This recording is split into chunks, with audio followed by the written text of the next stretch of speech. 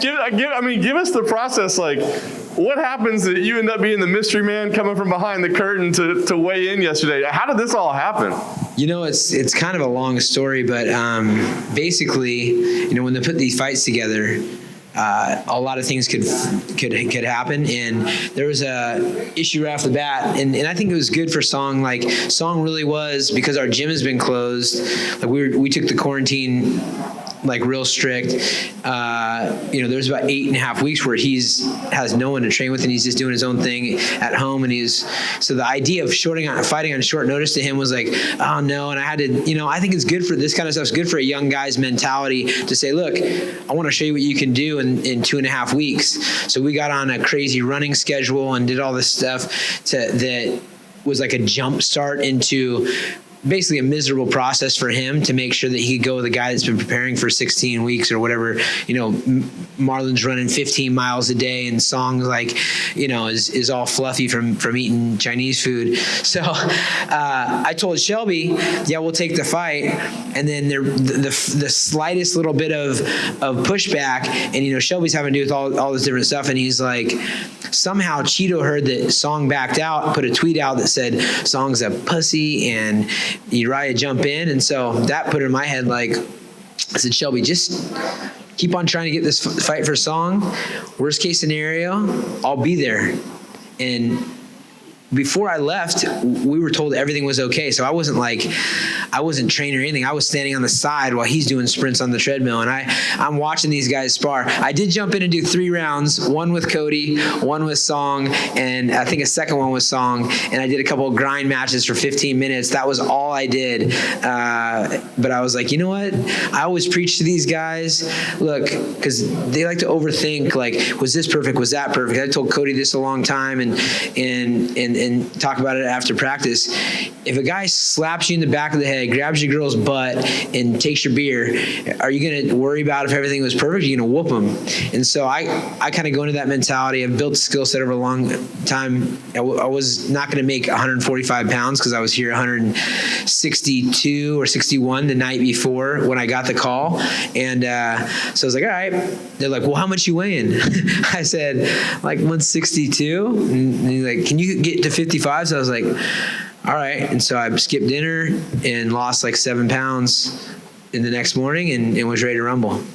So you're cutting weight alongside your guy on Friday morning? Well, I let him cut weight first because I was going to weigh in 11. I did some shadow boxing, and then I cut my weight when he was done.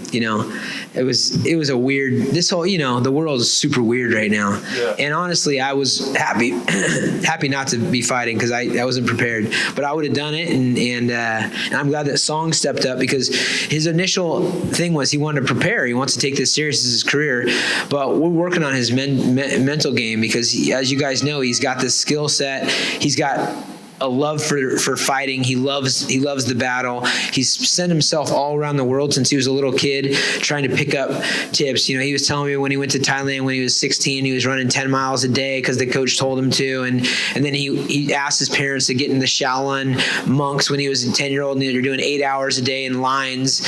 And he flew himself out when I think he was a teenager to meet us in Sacramento. And I'm like, look, this kid loves to fight. He's got the champion mentality. Something like this should be a lesson for him as he moves towards getting that strap. He's young. Last thing for me, I know you said you weren't, ready for a fight necessarily, but you weighed in. I know the competitor you are. So was there any part of you that was starting to like, yeah, I'm hyped up now. I'm ready to have a fight. Oh, are you kidding me? Look, I'm the best delusional guy in the game. I always say Cody Garbrandt's the best guy at manifesting things. I've heard him say things, then he'll manifest them. Which Cody's looking amazing right now too. That was another good test for Song. Those guys are going. It was so much fun to watch. But I'm the best delusional guy in the game, man. I can trick myself into anything. And I was up at 4 a.m. Ask Dana, Sean Shelby, and Hunter. I couldn't sleep. I was worried I didn't bring my mouthpiece, so I sent those guys a joint text with a picture of my mouthpiece. I got up in the shadow box and had the mouthpiece. I sent it to him at 4 a.m, and Dana just gave me 3 fist bumps. He was up too. But I was ready to go, man. I was completely delusional. Hey, you're right. Happy birthday for the other day. Oh, thank you. Appreciate it. You said just then that you were hyped up, ready to go. Does that mean we're more likely to see you in the cage sooner rather than later? No. Okay. I mean, this was purely a case of, look, I knew that was going to be a tough fight for Song, but I knew it was a fight he could win if we got him switched on. I feel like also stylistically that was a good matchup for what I have naturally with my grappling and my style of striking. And I always stay in pretty good shape. But I would be more likely to have taken that fight than a fight on June 6th because I'd have to make 135 pounds, etc. Not being able to, and I was doing it for the story. It was my birthday, 41, Corona, out in Jacksonville, money's probably worth like 3 times what it would be worth anyway. So I'm like, you know what? I'll go out there and scrap 15 minutes against a tough guy. Cool. I know you weren't fighting tonight, but you're in the corner. What's it like to work in that sort of environment? I just worry about these guys. And, I had my trainer, Master Tonglor Armatsena, for years where we did not speak the same language.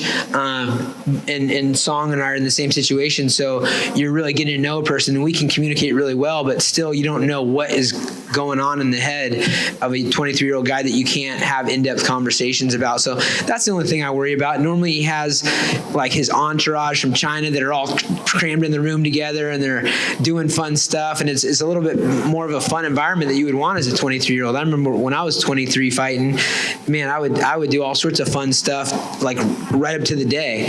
So I was just worried about making sure that it was a fun process for him. And he showed a lot of heart in the third round. He was dead tired. If we hadn't done these terror runs, we did 6 terror runs where he was pushed to the brink, he would not have done well in that third round, and maybe it wouldn't have been the right result. Last one from me, slightly off topic. Your old friend Dominick Cruz returned to the cage last week. Right. What did you think of his performance? How he looked after the layoff, and what did you think of the stoppage? I thought he looked good. You never know how people are aging. Everybody's different, but he's got a style that lends to a long career. It makes me more and more impressed with Henry Cejudo. I mean, what a champion. It's hard to take him serious sometimes, but you're forced to when he keeps doing what he's doing.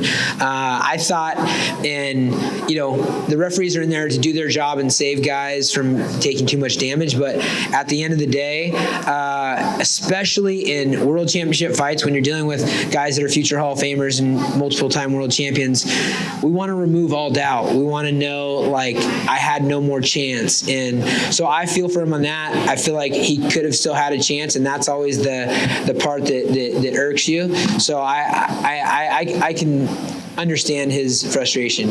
I doubt that Keith Peterson was drunk. He still might have been sweating some alcohol and definitely smelling like cigarettes, but I don't think he was drunk. He was just trying to look out for Dom.